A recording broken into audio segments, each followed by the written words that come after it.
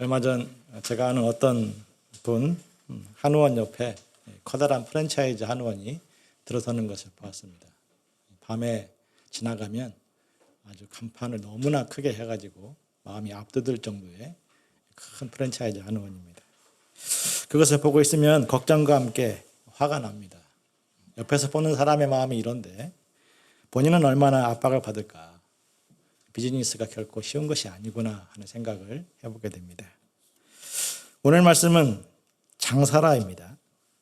예수님 당시 제자들이나 오늘날 우리에게나 복음 장사는 결코 쉽지가 않습니다. 예수님은 왜 이리도 어려운 숙제를 내주신 것이며 우리가 준비해야 될 믿음은 무엇입니까? 예수님은 지난 말씀에서 이런 자를 찾으러 오셨다 말씀했습니다. 바로 그때 제자들은 그 말씀을 듣고 무슨 생각을 했습니까? 내가 잃어버린 사람은 누구일까? 어떻게 하면 잃은 자를 찾을 수 있을까? 이런 목자의 고민으로 머릿속을 채운 것이 아니었습니다. 11절을 보십시오. 예루살렘에 올라가기만 하면 하나님의 나라가 당장에 나타날 것이다. 그런 기대에 빠져 있습니다. 당장에 나타날 것이다. 이 말씀은 하나님의 나라를 정치적인 나라로 생각하고 있음을 알려줍니다. 예수님은 죽은 자를 살리고 오병이어로 5천 명을 먹이는 능력자입니다. 많은 백성들이 예수님을 지지하고 있습니다. 이제 예수님이 예루살렘에 올라가시면 왕으로 추대받을 것이다. 그리고 예수님은 다윗 같은 상식과 공정이 통하는 나라를 세울 거야.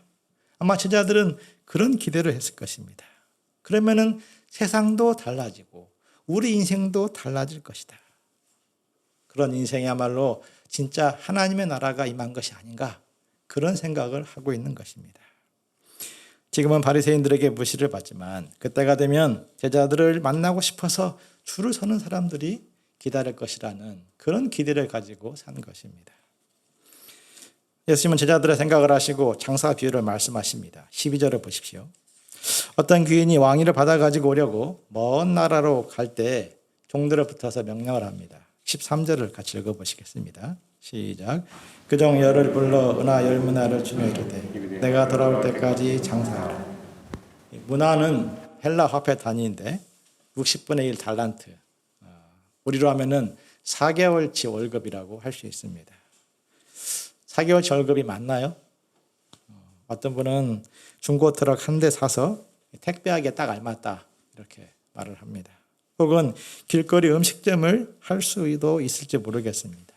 많지 않은 자본이죠. 자본인데 많지 않은 자본.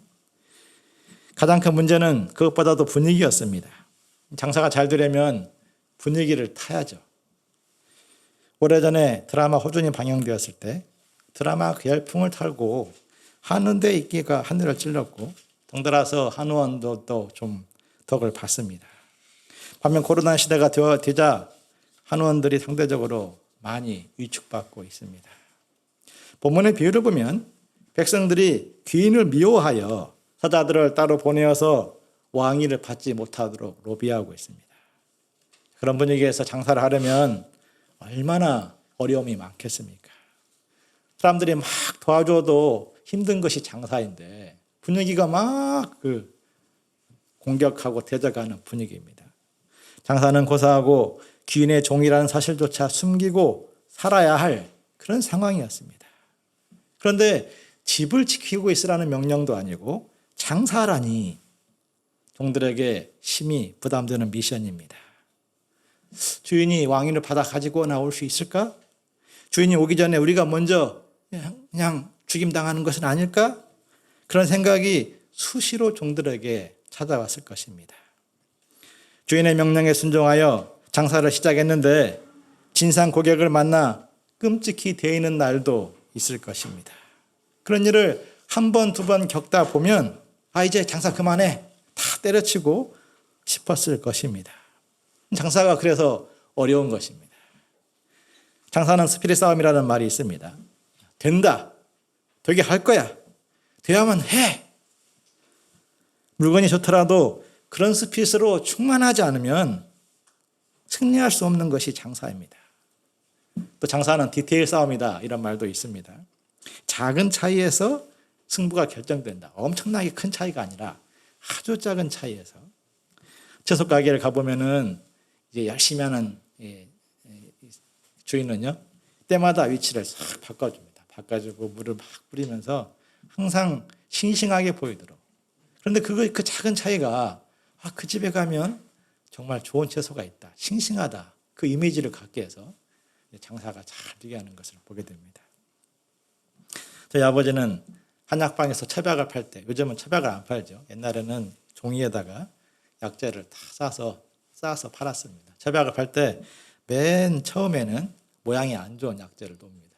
그리고 맨 마지막에는 하얗고 보기에 좋은 약재들을 딱 올려놓도록 그 순서를 딱 정해서 순서별로 이렇게 약재를 놨습니다. 그래서 처박을 딱 펼쳤을 때 약재가 좋은 것 같아, 이런 느낌을 갖도록. 그렇게 이제 디테일 싸움을 또 합니다. 스피릿 싸움, 디테일 싸움, 자본 싸움, 장사라는 말 앞에 이 싸움이라는 단어가 잘 붙습니다. 이것은 장사의 치열함을 보여줍니다.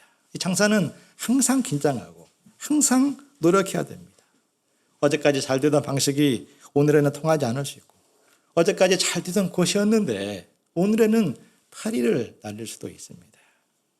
후문에 메모드 커피가 들어오니까 줄 서서 먹던 DNA 커피에 사람들이 싹 한순간에 빠져나갔습니다.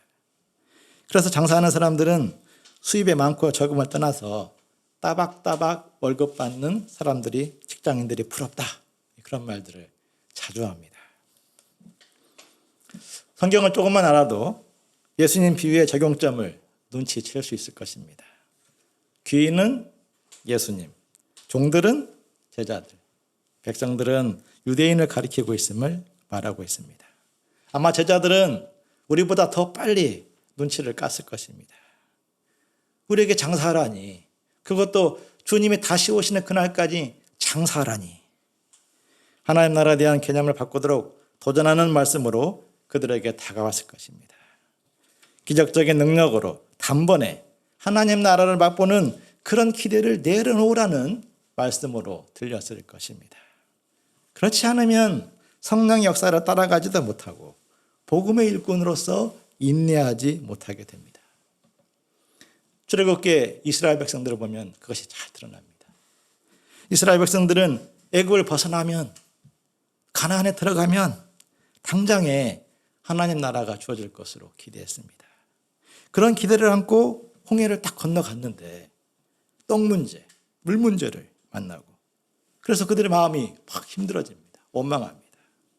광야를 지나 가나안 입구까지 갔는데 철방과 문제를 만났습니다. 그때 그들은 분노했습니다. 아니, 애굽에서 살던 데와 별 차이가 없네? 아니, 애굽에서 살던 그때가 더 좋았네?